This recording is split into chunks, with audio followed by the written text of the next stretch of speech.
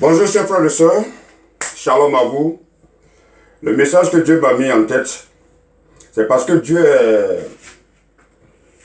il est vraiment concerné de la situation que les hommes vivent aujourd'hui. Avec les déguerpissements qui se sont déroulés à Abidjan, où toutes les familles entières se sont retrouvées dans les rues, avec la pauvreté grandissante, avec la vie qui est devenue chère, avec la situation lamentable qui se passe dans le monde. Parce que ce que vous endurez là, en Afrique, les gens endurent ça aussi. Mais seulement qu'il y a une différence. La seule différence, c'est que ici, le pays est développé. Donc, ils peuvent prendre soin de leurs ressortissants. C'est-à-dire ceux qui travaillent comme nous, on prend soin de ceux qui ne travaillent pas. Donc, on leur donne quelque chose, des indemnités pour qu'ils puissent survivre. Et pour ceux qui sont en France, on appelle ça le RMI. Et ceux qui sont ici, on appelle ça le Universal Credit. Donc, c'est des assistances financières que l'État octroie à ceux qui ne travaillent pas. Par contre, en Afrique, vous n'avez pas ça du tout. Donc, vous êtes exposé à la souffrance. Vous êtes exposé à la pauvreté. Et en plus, vous engendrez des enfants qui viennent vous rejoindre dans cette même pauvreté et dans cette même misère.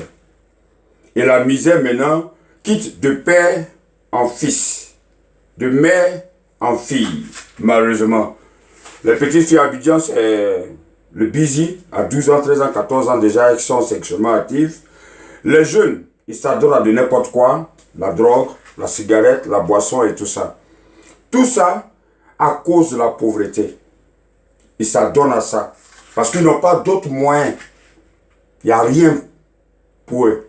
Donc ils sont obligés de se donner à ce genre de comportement.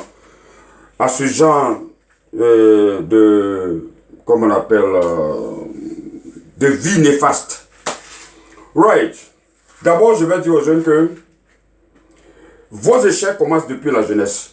C'est-à-dire quand vous avez l'âge de la puberté et que vous êtes devenus maintenant des hommes, c'est là maintenant vos problèmes commencent. Dépendamment de vos choix. Donc tout est basé sur vos choix. Le premier élément qui tue les hommes, c'est la femme. Ça, c'est le premier élément qui tue les hommes. Une fois que tu connais le goût de la femme, tu ne peux plus te concentrer sur tes études, tu ne peux plus te concentrer de la vie. Parce que maintenant, tu vis maintenant pour lui faire plaisir. Donc, tu ne vis plus pour toi-même.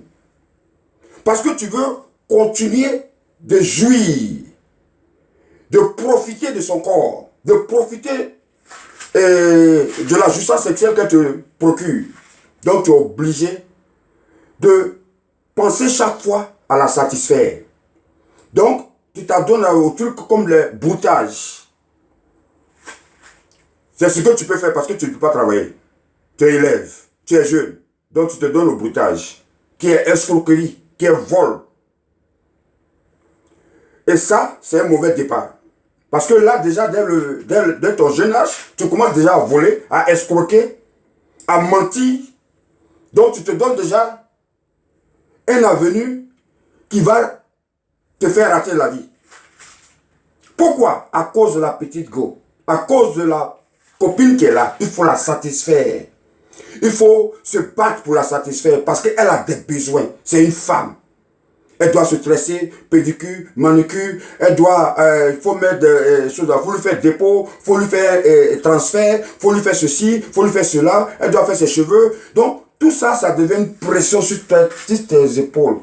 Soit elle va mendier avec ses parents, ou bien soit elle couche avec d'autres personnes pour te donner l'argent parce que d'après elle, elle est fan de toi.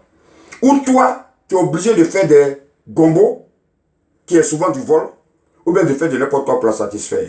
Donc le premier élément qui détruit la jeunesse, et l'homme qui commence à grandir et qui est maintenant en puberté, c'est la femme. Et quand tu commences comme ça, ta vie est ratée. Tu ne peux rien faire. Tu ne peux absolument rien faire. Donc, toute ta vie, tu es là, c'est de satisfaire celle qui est à côté de toi. Jusqu'au point où elle te donne gourmet et tu n'as plus la force de continuer. Tu perds l'espoir. Tu perds la foi. en toi-même, en Dieu, en tout. Donc, tu te donnes maintenant à l'alcool. C'est là maintenant tu vas maintenant aller dans les maquis. Pour tuer le stress, la dépression dans la boisson, dans la cigarette, dans la drogue. Et finalement, ça te met dans une pauvreté. Et tu deviens misérable. Et non seulement tu deviens tout ça, mais tu deviens aigri. Tu commences à haïr les gens. Tu commences à te révolter contre la société. Tu commences à blâmer tout le monde. Sauf toi seul. Alors que tu es responsable de ce qui s'est passé dans ta vie. Donc, mettez-vous au travail. La femme, c'est doux. Mais c'est doux lorsque tu as l'argent. Par exemple, nous qui avons les moyens, par exemple, on peut se permettre de changer les femmes. D'avoir n'importe quelle femme. Si on veut.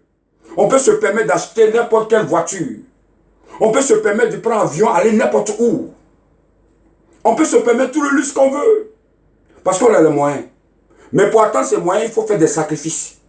Et les sacrifices, c'est quoi? Il faut rejeter en toi. Il faut enlever dans ta tête ce qui peut te retarder, ce qui peut te tirer en arrière. Premier, c'est la femme. Et après la femme, les conséquences de la femme, quand ça échoue, c'est la boisson, c'est la cigarette, c'est la drogue. Et tu finis dans les maisons en bois. Et tu te dis que ça va aller, ça va aller. Et tu as l'espoir. Alors que toi-même, tu sais que l'espoir, c'est zéro. Jusqu'à ce qu'on vienne te détruire ta maison. Dans les quartiers précaires. Ben, c'est là-bas que tu peux habiter. Puisque tu n'as aucun diplôme. Tu n'as rien eu. Tu as voulu satisfaire ta libido. C'est-à-dire ton désir sexuel. Avec une femme. Parce qu'elle est belle. Parce que le plaisir du sexe est très bon. Mais lorsque tu oublies qui tu es, tu finis mal. Et quand tu finis mal, c'est dans les quartiers précaires que tu vas te retrouver. Dans les drogues.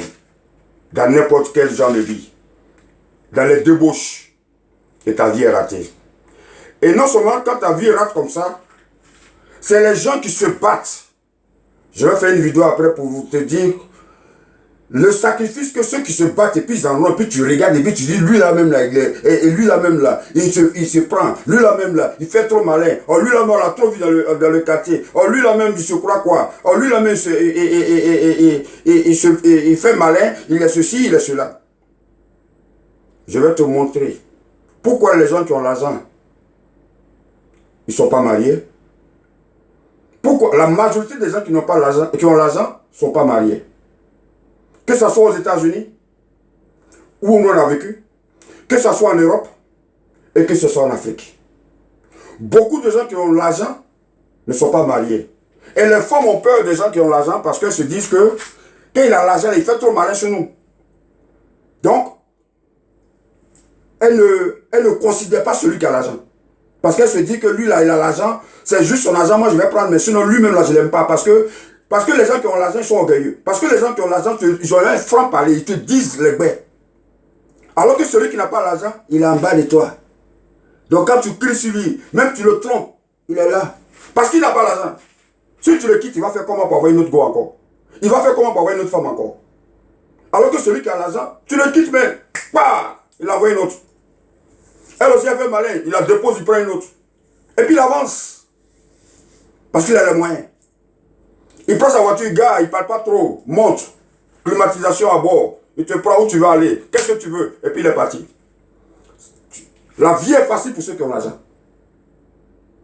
Mais pour atteindre ça, ça demande beaucoup de sacrifices. Et je vais vous dire tout à l'heure le genre de sacrifice que il faut que tu traverses. Ce n'est pas le sacrifice d'aller chez maraboutage. Ce n'est pas le sacrifice d'aller chez charlatan. Ce n'est pas le sacrifice d'aller tuer enfants des gens pour rien du tout. Ce n'est pas le sacrifice d'aller tuer les femmes, couper leurs seins, couper leurs trucs là pour aller voir féticheur.